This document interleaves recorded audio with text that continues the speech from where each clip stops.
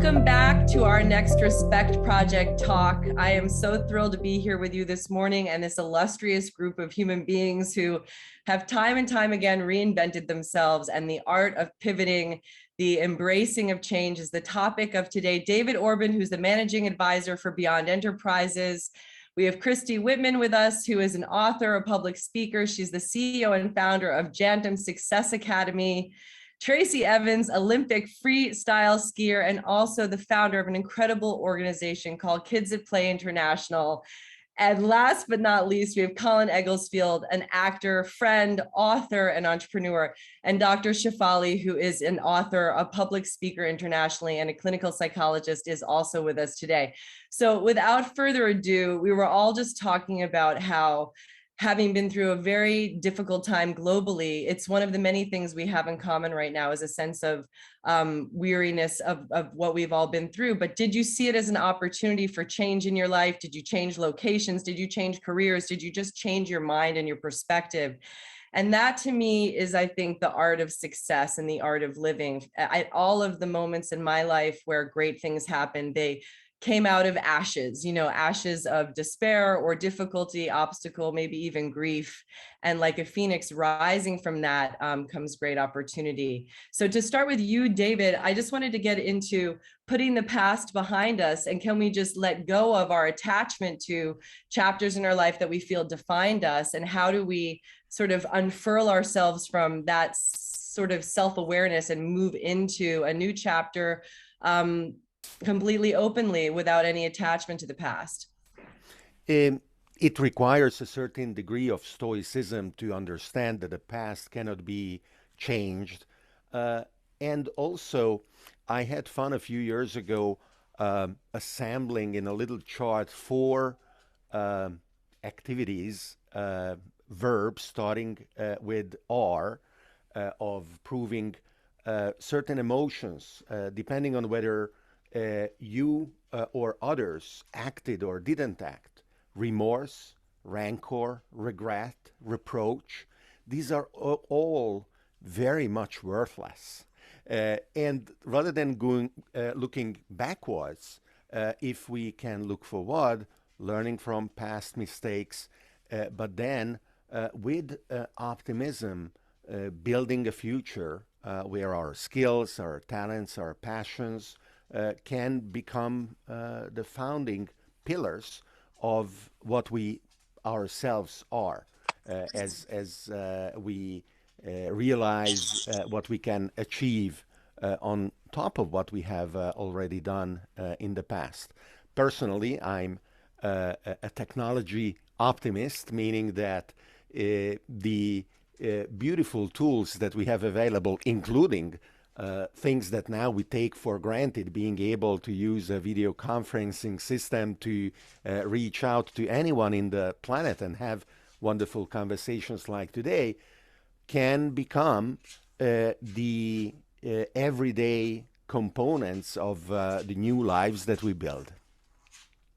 It's interesting, when we were at the precipice of COVID and being shut in, I thought to myself, those that are comfortable with uncertainty and sort of get off on the unknown will thrive. And so TRACY, being an Olympic athlete and just reinventing time and time again, we had talked about the idea that, there's an audacity to feeling like there's nothing you can't do. What are your thoughts on freedom and just feeling free inside of yourself to do whatever you want to do? Because as an athlete, there is sort of it's a bookended part of your life, and embracing that, living that fully, and then having enthusiasm for what's next seems to be just a natural trait of yours. Well, thanks for having me today. Yeah, definitely. I think as most athletes would attest, is that you are constantly pivoting and you constantly are trying to become better. And so I think that, for myself, we owe, in my sport, especially as a freestyle aerialist, flipping on skis, we are always living outside our comfort zone. constantly. So we were what we call in our stretch zone or in our panic zone, which is a good kind of feel of fear, so to speak. But yeah, I mean, I think that for myself, I just embrace the change and being able to always think about how I can do something better. And I think that freedom really comes from, one, like I said, you know, my athletic career, but also through my foundation, and being able to really have that put in very clear perspective when the freedoms that we have here in the United States, though we're not perfect, you know, the freedoms in Cambodia and Rwanda, where Kids Play International works, are so very different. And I know it's relative to our countries, but I think during especially COVID, one of the biggest things that I had to do within our organization and my team had to do was think about how we could pivot to actually help the families. We have an after-school program focused on youth, using sport to promote gender equality. But during the lockdown, you're talking about families of 10 to 12 people living in one space together. So there is a lot of violence. There is a gender-based violence. There is a lot of very difficult things in two countries that have also experienced a genocide. So you're talking about a lot of trauma, intergenerational trauma, that is all very much there. So, you know, we pivoted. We were lucky. We had some great funders that allowed us to pivot and provide food, provide education around COVID. We work in very rural areas. There's no TV, there's no communication. So there was a lot of misinformation that was going around. And you've got to remember, these countries, the last time some lockdown happened, it was a genocide.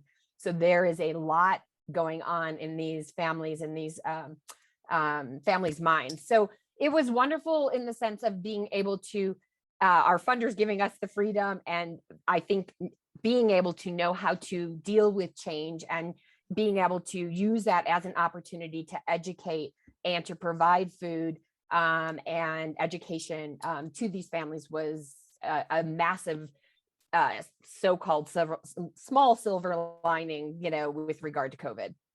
It's interesting. I mean, maybe it's a little bit of a reach, you know, but I feel like it's because there are some people who look at their darkest hours as an opportunity. They've learned time and time again, when they are on their knees, that is their moment of greatness, and that is an opening. And so, you know, first of all, I commend you on all of the really incredible work that you're doing. And guys, please go look at Kids at Play International and see the amazing work that they're doing. Agnes BADDOO is with us. I'm glad you're here, stylist and designer for Agnes BADDOO Leather Goods, and just a beautiful soul. And actually, I'll just jump right in with you and ask you, for you personally, have your darkest hours led to your greatest victories personally and professionally?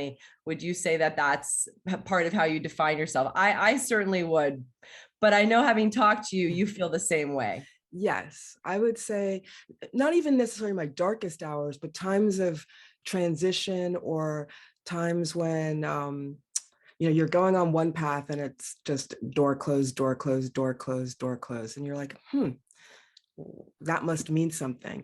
And then you sort of take a pause. For me, in the way it happened for me, I had some productions that were meant to happen. They didn't happen in time. They weren't going to happen on time. And I kind of like took to my bed in a little fit of depression, like, no, what am I going to do? And in that moment, when I just like, I kind of went into myself, I remembered that somebody a long time ago had referenced something nearby. And I just kind of woke up with a new idea. That idea led me to meet the next producer of my goods. They helped me fulfill my deadline. It started a new relationship. It rekindled something that I had put into motion like 3 years before, and sent me on a whole new trajectory.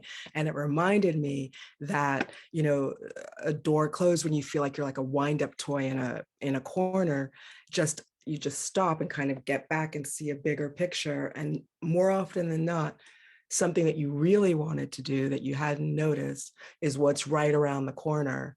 And then it's like every door, every window, every path is clear and open. The people you're supposed to meet come into your life.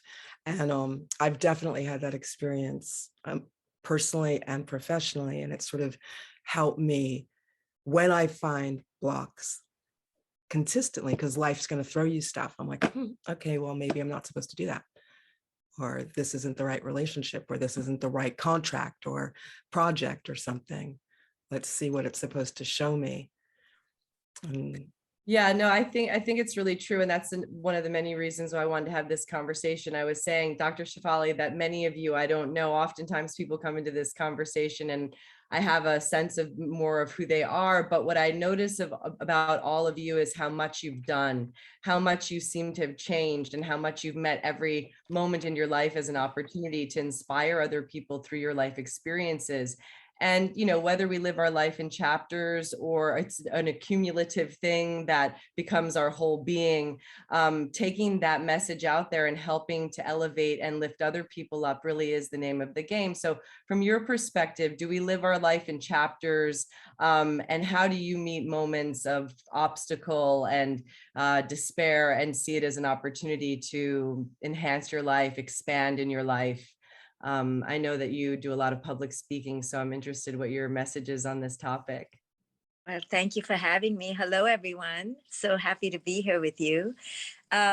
So not even so much as chapters, but really as moments, right? So we get stuck on this idea of permanence, of an absolute, of a good, a bad, an open door, a locked door, a positive, a negative. All of these are really just our ideas, and they are not really the truth. The truth is only how we show up in the present. So if you take away all our ideas around what is success and what is failure, then there is much less judgment on the present moment. Then you just decide, or you declare, that your only commitment is how you show up in the present moment. So when you break down life into present moments, without the judgment of how it should be, as in good or bad or success or failure, which is only based on our mental constructs, then we're just like, oh, and now I show up for this, and now I show up for this. And now life is not about living in the future to an idea, because that's what really messes us up, is our attachment to how it should look. You know, we've decided what is an opportunity and what is not. Opportunity for what? For more money? Then that's a good thing. If I lost weight, that's a good thing. Who decided that that's a worthy life, right? So we've already come into the present moment screwed up. So until we disidentify from how we're coming into the present moment, we don't then realize that then we judge the present moment, and then we have to overcome the judgment of the present moment. But it's not the present moment we have to overcome. We have to just overcome the preconceived idea of how the present moment should have been in the first place. So teaching people to divest, or at least keep questioning, how am I attached to my should? What am I expecting that is not being given by the present moment? And that expectation is messing up my ability to show up, then really bears you nude to showing up in presence. And showing up in presence without mental ideas of good and bad, positive or negative, failure and success, now allows you to really live in abundance, because your main mission is not the outcome of that present moment, but the present moment itself. I think it's so well said. I mean, to encourage people to live fully, to recognize an ending as an opportunity for a beginning. You know, I can see Colin nodding, because this is the art of living that you're committed to. And I mean, I think back when Law and Order ended, you know, or at all of these major moments in my life where things, you know, seemingly ended. Thankfully, I could, you know, smell the whiff of not the past, but the present moment and what could come out of that. And I think what Dr. Shefali is saying is so interesting, really not attaching to the past or the future, to really live fully in this moment. You know, from experience, it's a muscular thing. Great things are about to happen. You just don't know exactly what they are. So from your point of view, Colin, I will hope you reflect on that a little bit. Oh man, I mean, that's one of the biggest lessons acting has taught me, is to be in the moment. And you know, it's one of those things where anytime you try to be good, or showing up on set and trying to do the scene the way that you imagine it in your head, it always it always just, you stink up the joint. And it's the times when there's that total uncertainty where you just walk into, you do your preparation, you rehearse, you put in the work, but at a certain point, you just have to show up and let go, and just let go and be in the moment. And that's again, one of the biggest things that acting has taught me. And as you were talking about how to face moments in your life of like despair or uncertainty. When I'm a cancer survivor, and one of the greatest things that acting has taught me, and that's why I wrote my book, was when you're faced with uncertainty, when you're faced with these moments in life where you just don't know what the outcome is going to be, one of the greatest things I've learned is when you ask yourself a powerful question, or you just switch it around, where instead of saying like, well, why is this happening to me? Ask, why is this happening for me? And then that opens up the perspective of then looking at it from an empowering perspective. So like when you're facing a health issue, like I did with cancer, I would ask myself, who do I want to be in the face of all of this? Like, you can sit there and be worried and concerned about the future and what the outcome of this might look like. But what a more empowering perspective is to ask yourself, who do I want to be in the face of all of this? And then at least then you're starting from a place of not being a victim, but coming from a place of looking at it, at the opportunity of what you can gain out of this experience. And again, the things that I've learned in acting class and from acting, being in the present moment, and just I think the biggest disservice that you can do for yourself is expect that things are going to stay the same. And I think we naively think that life is great the way it is and that it's going to stay this way. But what happens then is that you take for granted the moment. And so in the experience of living in the moment, and knowing that, especially with acting, where you do a job and then it ends, and then you're constantly looking for your next job, and you never know when your next job is going to be. It has taught me to appreciate the moment like no other. And when you have that opportunity to tell someone that you love them, when you have the opportunity when someone invites you to go do something, go do it, live life to the fullest, because this moment right here is not guaranteed. And I think that's the best or the biggest lesson that you can take from looking at the uncertainty and the unknown, because in looking at the uncertainty and the unknown is the opportunity for you to discover that moment and to redefine who you want to be in that moment. And I just think life is a lot more fulfilling. And even, attachment to people that we love so much. I mean, my mom died when I was young, and that was, in my mind then and now, still one of the worst things that ever happened to me. But it was also a total opening to me becoming a woman. I had a very sort of, close relationship with my mom, and I would do anything to have her back. So I'm attached to that thought. But I also know that in losing her, I became a much more fully realized woman, and I stepped into my adulthood. Yeah. And so would I want to change the past, And so again, to not attach to it, there have been, great moments or great losses, but to, like you were saying, really embrace what's now and say, why is this happening for me? I now at this age and through my life experience recognize that when things are sliding, something really wonderful is about to happen. So that's when we get, our most still and our most grounded. And again, after COVID and knowing friends who've had, loved ones that they've lost or careers end and so forth, I really wanted to have this conversation, with a group of people that felt like spiritual ninjas in a sense, each of you, to inspire others to not give up, to keep on moving forward. Like that Martin Luther King quote, if you can't run, walk, if you can't walk, crawl, but keep moving forward. And And it has been a time of despair for many people, but there are great opportunities in that bedrock, in that earth. And to get, you know, to get this as a conversation, I think for other people really was my intention, because I know it to be true. Christy, I mean, how many times, we've talked a lot about desire and manifesting. For you, how many times would you say you've reinvented in your career? You know, and what is a story you could share with us that would be inspiring for others?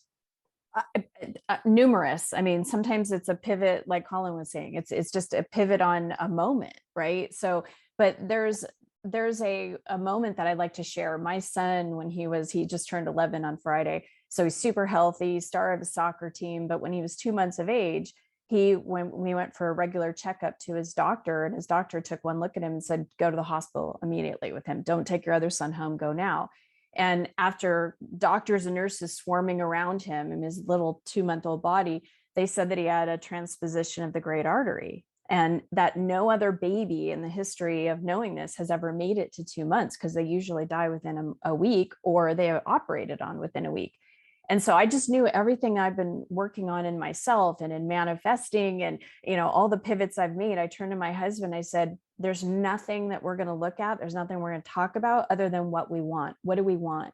And we started talking about seeing him growing up and going to Disneyland, and seeing him wrestling around with his brother and his dad, and just having and putting, like, implanting all of these images of what we wanted to happen. We wanted to see him home and healthy. And that was a huge pivot when everybody was all saying, like, this is so risky. No one's ever been alive. I mean, to even have this kind of operation, and to have that as such a strong, like, this is my decision, no other reality. That's not going to be my narrative. This is my narrative. He's going to survive. He's going to thrive. We're going to be a healthy family.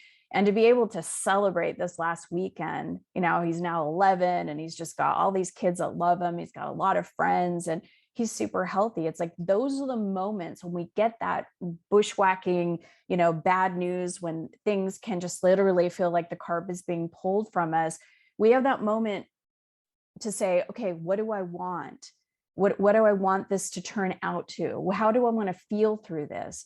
Whether it's COVID, or a loss of a job, or a loss of a location, or a loss of a partner, you know, that perception that we lost something and that we can't get it back will keep us in despair. But if we pivot and literally say, okay, I've got this now moment. I love this conversation. It's all building on that, you know, that present moment, because that's where the energy that exists. That's where the divine exists. That's where our connection to other solutions and possibilities exist. And when we can just set ourselves in that and quiet the mind, just let ourselves connect to the energy of what we want, and we start moving in a different direction. Dr. SHEFALI, what are your thoughts on fear, though? Because fear always creeps up. And as I said, you guys are, you know, examples of people who are maybe exactly what you just said, Christy, or everybody's saying it here. You see difficulty as an opportunity for change. You meet obstacle upon obstacle, you know, with enthusiasm and fearlessness. But many people have fear. They dance with it. They wrestle with it. They struggle with it. What are your thoughts on that? Yeah, we can't look at fear as something to dominate or to enslave or run away from or be devoid of, right? So fear will keep showing up depending on our childhood templates. And, you know, and we're talking about emotional fear right now, not physical. Physical fear should never be tolerated if we can avoid it. But emotional fears are part of our tapestry as humans, and we have psychological issues, all of us, severe to mild, but we can't run away from them. So when fear shows up, we begin to speak to it, we begin to befriend it. We say, come sit next to me. I mean, you're already here, but instead of taking the driver's seat, can you sit next to me and talk to me? What is the fear about? What is my deepest angst about? And it'll typically be about feeling unworthy. And this whole idea around unworthiness eventually comes from a great lie that humanity has believed, because there is no such thing as unworthiness, because there's no such thing as worth, because we are just chimpanzees, I don't think, grapple with this because it's something psychological that's very human. While we are so brilliant, we're also really messed up in these egoic ideas around who am I? But if we just imagine for a second that we don't have to worry about that because we just have to be, we don't have to ask who is the being and how is the being being perceived, and just our job is just to be, then we realize that this whole idea around unworthiness is a lie. But most of us are asphyxiated, paralyzed, totally cataclysmically stupefied by this sense of unworthiness, which is a lie. It doesn't even exist. We don't have to grapple. So fear comes from unworthiness, and unworthiness comes from childhood templates. Childhood templates come from unconscious parents. So generation after generation, this is the cyclical repetition of the bullshit. And in order to break it, you have to realize that unworthiness is a lie. It's not that you have to step into worth, because that could be another reaction of grandiose ego. It's just that you have to let go of this idea that you even need to have it. You don't even need to have it. You're that amazing or that infinite. Yeah. You know, worth is crumbs compared to our infinite potential. And we've never tapped into it because we are living devoid of nature. And if we connect to the universal energy or whatever you want to call it, we won't be trapped in these mental ideas around good or bad. And our mental ideas around good or bad create fear. I'm like, yes, that is just the most perfect thing to say, which is like, you know, why can't we all just have more fun, you know, like a blissful existence, as opposed to, I mean, I was going to ask each of you, are you living your purpose, you know, to a certain extent, but it should evolve, it should change. And I think to be audacious about being happy or to live a blissful existence, Colin, you and I've talked a lot about, you know, not even attaching to success or failure, you know, that a moment happened and the moment passed, you know what I mean? It was what it was. You were the star of a show, then it moves on, then you become an author or you become an entrepreneur, or this, it should be like a playground of toys that we're all dipping into and sort of bathing in. So to sort of talk about, are you living your purpose, Agnes, or and what are your thoughts on this sort of way of having fun with all that's out there to play with, and eventually it'll just all be over. So we might as well have lived fully to the best of our ability while we were here. Yeah, your mic is off. You're muted. Hi. Yeah. So I feel, you know, life can be short. You don't know what's going to happen. So by doing the best that you can to overcome all the things that you think might be stopping you from engaging or seeing opportunity or seeing life at its fullest, you have the opportunity to just do all the things that interest you, that you know, like every so often I think to myself, am I going to think about this on my deathbed? Is it that important? If it's not, like, is it my family or my friends or something like that, then I'm not going to give it much energy. And so that helps me overcome the things that distract me, and then it keeps me on the path of the things that serve me, light me up, engage me with other people, light them up, that everything that feels positive and growing and in harmony with the bigger picture of nature and my place on it. And that helps those kinds of like life and death thoughts, and then just enjoying the moment, keep me from getting too sidetracked by what might be going on, good or bad in the day, like what you planned on your to-do list and then what didn't happen and who didn't call, whatever. You just get past that and you're like, who cares? Did I have a nice time? Did I have a great conversation with XYZ in the doorway when they came to drop something off that really changed the way I thought about something? Those things are the things I remember. Those are the things I share with other people. Those are the things that I would remember, you know, in a time of when you have nothing, you know, has nothing to do with materials. So yes, I think just finding happiness in the simplest pleasures and really always reaffirming and recalibrating, like, what are your most basic priorities, like as you were as a child? Because like I'm Aries is the child, is in the zodiac. So I kind of instinctually approach life with a childlike wonder, not childish, but just like real simple. Do I like it? Do I not like it? Does it make me feel good? Does it make other people feel good? Do we feel good together? Like just real simple like that. And that helps me. And also in my decision making, if an opportunity comes, like, how do I feel about it in my instinct? Not just It's like, yeah. No, there's a quote, you know, this thought that Picasso said it took a lifetime to learn to paint like a child. And, you know, this sort of belief, not just, you know, and it's a muscular commitment. You know, we all have spiritual practices, mental practices. And as we know, it's a mind game, right? This is an athletic mind game, this mhm. life. But we have a dear friend, David Orban, and Dr. Shefali and I, Philip Vandenbos, and we've talked a lot about limitlessness, being the creator, being the source, and so forth. So, you know, really leaning into the idea of that, you know, I'm curious, David, what are your thoughts on, you know, we've talked about fearlessness and so forth. For some people, this is really hard. This is not how they see things. When things are hard, they're really, that people are suffering, and they're really, you know, they're down in it, and they're wrestling in the mud of that, and they don't know how to just stand up and, you know, feel that limitlessness or feel that fearlessness. And, you know, you guys really do. So, I mean, what are your thoughts? How could you teach that and help people to see that they're the creator? You know, they're the creator of they're the source of that energy of limitlessness in their life.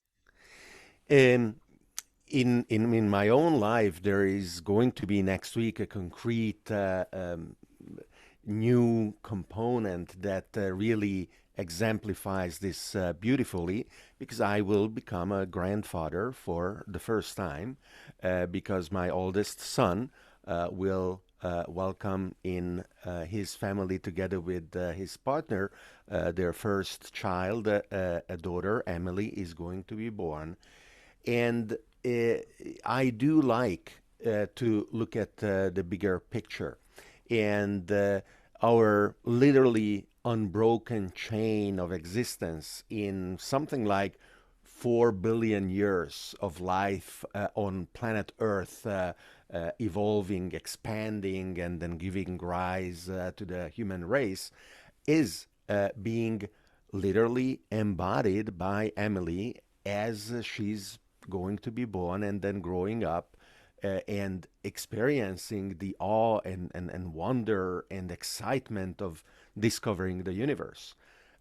Going even further out, she is composing in her body and her mind atoms that were, once again, literally part of the stars that exploded in supernovas and then aggregated in the solar system. We can analyze what elements of her body came from what kind of processes, even 10 billion or 13 billion years ago, because some of her atoms were born in the Big Bang, giving rise to our universe. So when you say being limitless, for me, that is what this represents, including the fact that the ability to analyze and understand the universe is inexhaustible, because the pieces of knowledge that we are privileged to acquire become building blocks for new questions that we are then able to ask ourselves. No one 300-400 years ago would have been able to ask themselves how many galaxies are there in the universe, or what is the role of our DNA, and how the interaction between genes and the way we are brought up and nurtured by our parents interact. Now we have the privilege of asking those questions. And when we answer, well, these are once again going to be stepping stones towards more questions, more curiosity, more exploration. And if I may, I would like to link back to what Shefali beautifully said, an incredible lesson in humbly accepting the world as is, without pretending that we deserve some kind of an outcome because we are worthy of it, or we must receive it from the world, was taught to me by my dog. She's right here on my side. I'm not going to turn the camera around because I would mess up everything, but she's faithfully on my side. And she's old. She's 13 years old, and a couple of years ago she went blind. And that was incredible to observe how naturally she pivoted into this new stage of her existence. No complaining, no feeling of regret, no bitching about, oh, I can't do this or that I greatly enjoyed. And her ability to reinvent herself and her behaviors, finding around in the garden, and incredibly catching birds while blind.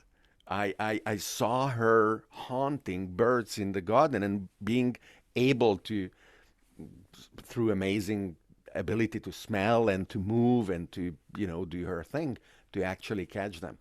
So we can find inspiration in many places and in many ways, and I am having a lot of fun with that, and very much looking forward to share this point of view with my granddaughter soon.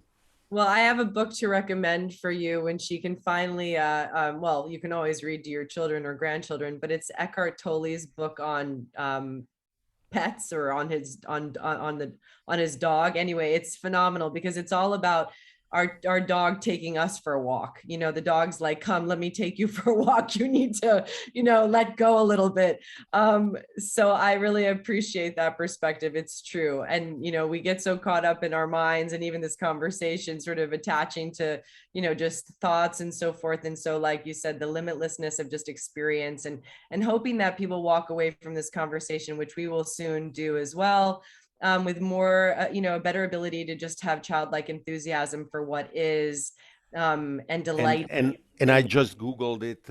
It's Guardians of Being, Thank Spiritual you. Teachings of Our Dogs and Cats.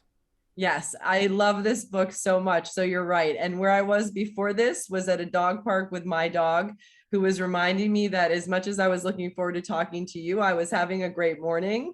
But again, to talk, I like this concept about your dog and so forth. And so this is an ageless struggle, I think, for human beings, which is their attachment to suffering.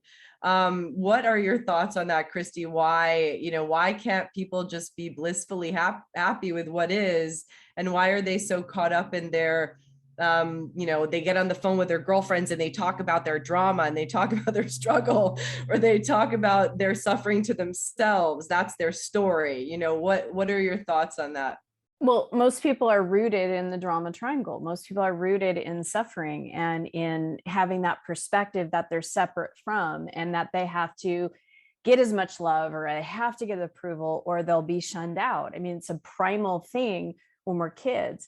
And if we have imprints from our parents, from our society, from things that are literally telling us that we're not enough, that we're not worthy, that we're not good enough, that, all the stuff that comes with it, or that the perspective, not even about ourselves, that there's not enough jobs, there's not enough money, there's not enough men. And it gets inundated in our society, and we buy into it, and we create from our consciousness. So when we challenge the things that don't feel good, or don't feel like it's limitless, when we don't feel like we are coming from a place of feeling empowered, when we're feeling powerless, that's when there's suffering. When we think that it's about everything and everyone outside of us in order for us to be happy, that's how we've learned to be. If I could just make more money, then I'll be. If I could get married, then I'll be. It's that then I'll be is something we put out as a state out of ourselves, and not realize that we have the power to connect. It's like this whole conversation of being in the present moment. It's those pain points that take us out of the present moment.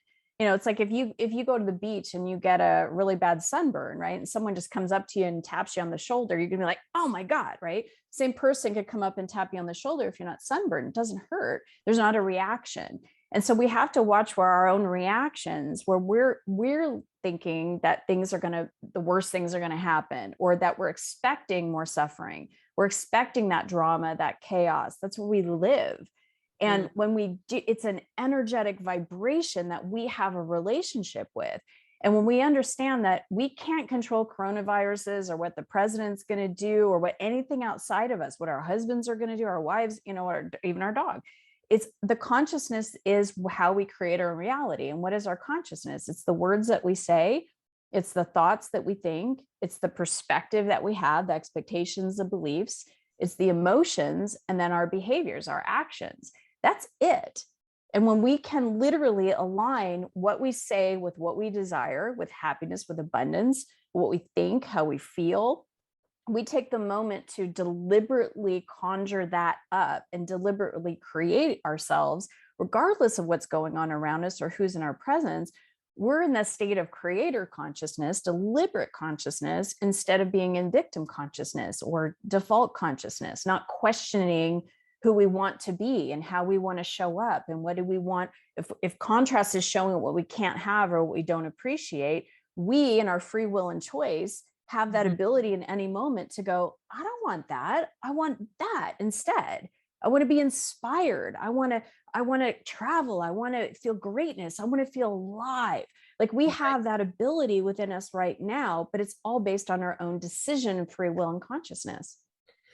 Well, but most people feel stuck, you know, that's part of their story. So I know, Tracy, we had talked about the idea that change is, you believe that it's your right, you know, it's your right to change your mind. My mom was a great teacher. She taught meditation with Maharishi. And again, like I said, she died very young, but she, you know, thankfully taught me very, very young and throughout my life that, you know, I always had the right to change my mind.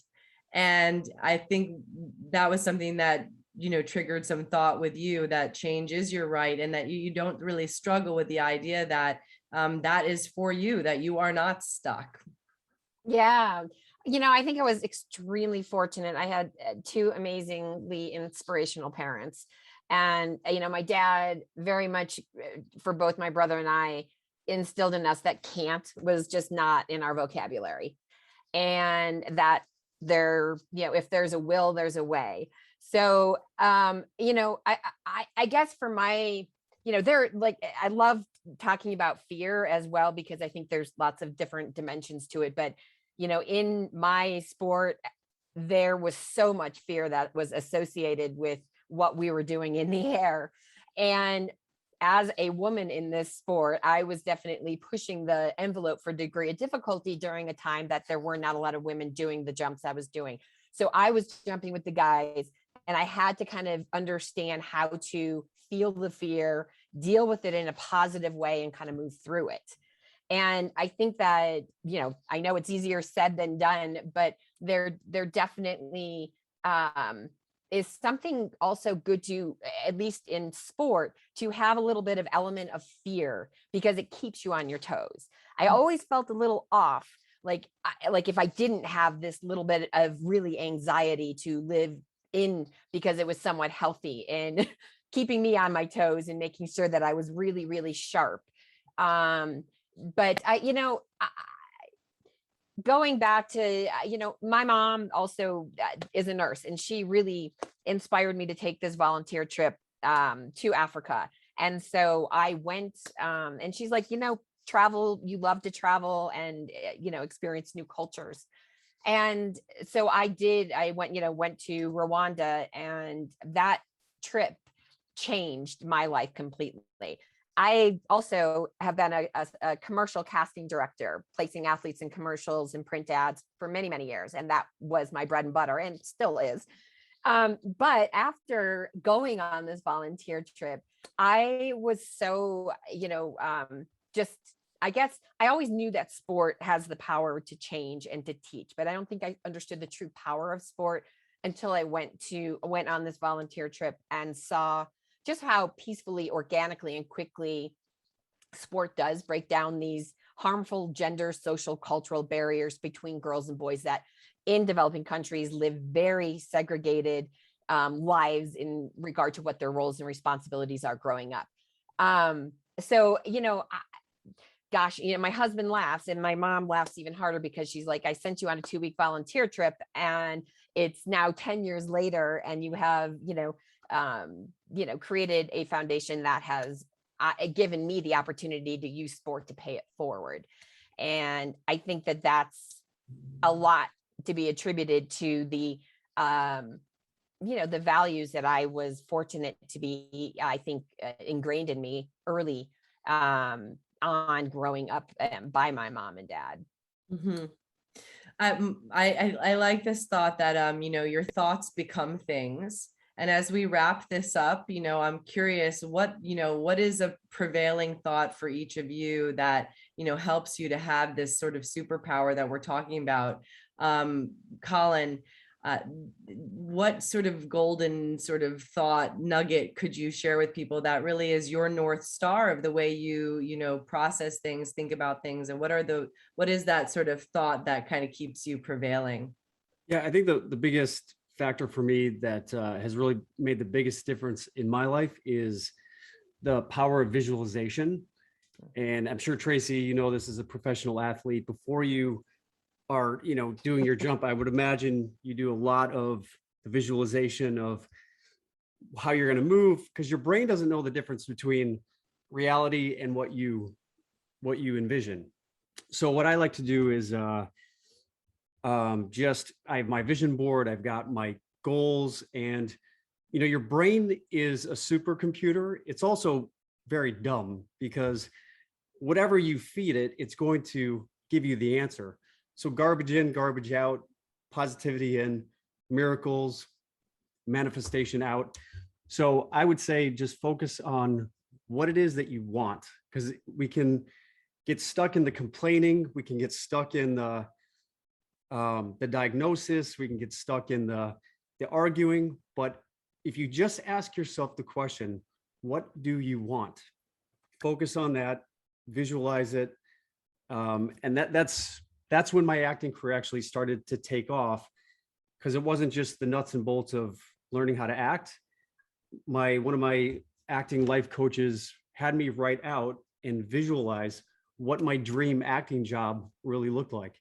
And I was sitting on her couch and she said, what's your dream acting job? And I said, a World War II love story. And she had me envision and speak into existence what my dream acting role was. And literally 2 weeks later, I got this audition for this World War II love story. And I was on set within 3 weeks, from sitting on this woman's couch, being miserable and having no acting work and just being frustrated, to being on set, living my dream. And that's continually always been the biggest factor that has made the difference in my life.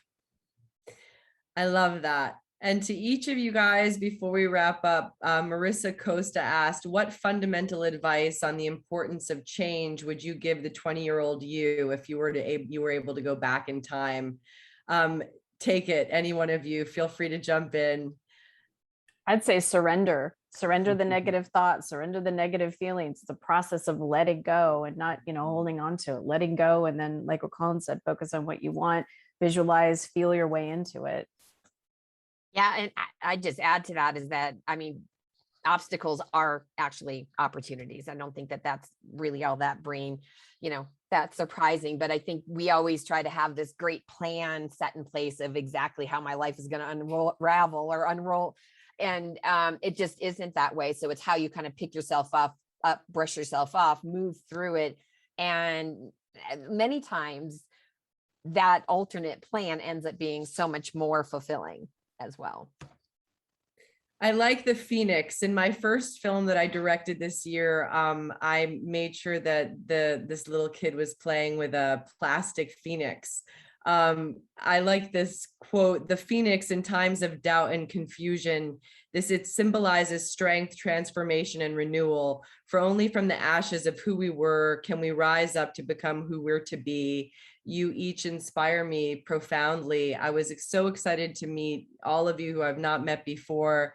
Dr. Shefali, David, Tracy, Agnes. Thank you, Christy and Colin, so much for joining us. One last question. What advice would you give to someone who is resistant to change, which I think most people are? They don't want to move. They don't want to change their career. They don't want to change their outlook or their self-opinion even. They're inflexible. And as we sort of wrap up the conversation of pivoting, I don't know, Dr. Shefali, David, Agnes, one of you take it. What advice would you give to someone who is just resistant and stuck, really? I'd give two pieces of advice. I find that when people are resistant mentally, it helps to be in some way flexible physically. So if that means walking, some kind of movement that dislodges the like neuro pathways and just gives another perspective can help like dislodge whatever rut they're in mentally that's not allowing them to get past whatever the thing is that is perceived as an obstacle. The other thing that often works for me is it's almost the opposite. I often just take to my bed. Like I just relax, like I go to sleep. You know, because sometimes your mind gets like overwhelmed with why it's not working and I wanted it this, whatever the thing is that you're caught up in the momentum of the thing and then you've got an obstacle. It is, three things, and then you check a pattern. Because for me, it has happened that when I found an obstacle and I found myself in this rut, I've gone to sleep and just, you know, first people, it seems like, oh, you're being depressed, but you just go to sleep. And then somehow like 24 hours later, 40, like I kind of wake up with this other idea, like something comes to me that I was dormant. And then I go to that, and then that leads me to another path. And then that path leads me to something else. And when I reflect on it, I go back into my life and I see like a pattern of what I've done in the past when things have not worked out. And then you realize that you actually have the tools within you. Like, you know what the thing is that works for you. And you can see by what didn't work in the past or what did work in your own past on how you respond to things that benefits you. So I would say it's always good to move. It's always good to rest. And it's always good to look at your own patterns for things that have worked and don't work, and then go forward like that. That's my advice. If I may, I believe that for the past 100,000 years, actually technology was and still is what made us human. Whether it was the invention of fire in the Paleolithic, or whether it is space age technology today. The very technology we use to have this wonderful conversation. And obviously, a lot of people who are resistant very naturally to change, because we are lazy mammals and we would just love to hang around in the prairie or on a tree and just not having too much to do. The rapid pace of change in technology is frightening for many. But we are living in a privileged society where more and more people can afford to make mistakes. And especially the way that apps and platforms and tools are used, they are extremely forgiving. They will let you make little experiments and nothing will be going horribly wrong until you become confident in their use. And they are real superpowers. They are things that would have been seen as magical 100 years ago, and 500 years ago we would have been all burned on the stake just for being able to do what we are doing right now. So I really invite all of those following us to be curious and to make that first step on a path of embracing these wonderful tools of inclusion and communication that enhance our humanity. Thank you. And one last question, Dr. SHEFALI, what is your superpower? I think it's the awareness, the constant, persistent awareness that whatever I'm attached to is my illusion, is an illusion I've created. So people are resistant to change because they're attached or married to an idea of who it is they are. That's why they don't want to change, because they like who they are. Even if they're a victim, even if they're unhappy, they somehow are attached to that idea. When you realize that that attachment of yourself is an illusion, when you understand that your ideas around looking beautiful or being successful or being married or being in a loyal or disloyal relationship, all of these are just illusions, then you extricate yourself from that attachment. And that extrication is the superpower of liberation. Each one of us longs to be free, but we don't realize that we're trapping ourselves by our own ideas around freedom. The truest idea around freedom is to understand that freedom is our right, freedom is inherent, and freedom is our, birthright. So when you get that, when you understand that it is your divine, if you want to call it, right to be free, you will then you will realize that what's holding you back are your illusions around your ideas around who you are. They're illusions. And understanding that the world that we've created in our mind is an illusion allows you to step out of it. Stepping out of it means you untether yourself and you experience liberation. Yeah, I love that. Well, thank you guys so much. At the Respect Project, I hope that anyone who's with us goes out and has more self-respect and finds more mutual respect with others. Thank you for joining us today. We will be back with another Respect Project talk on the future of infertility on September 26th. We'll be getting that information out there. Thank you to all of you who are on the panel today. Have a beautiful rest of your weekend. And Thank just you. keep calm and carry on. And go so get much. that Eckhart Tolle book. It's amazing. We will. Bye, everybody. Thanks, Take Liz. care. Already Thank ordered. you. Everybody. Bye, Thanks, everyone. everyone. Bye.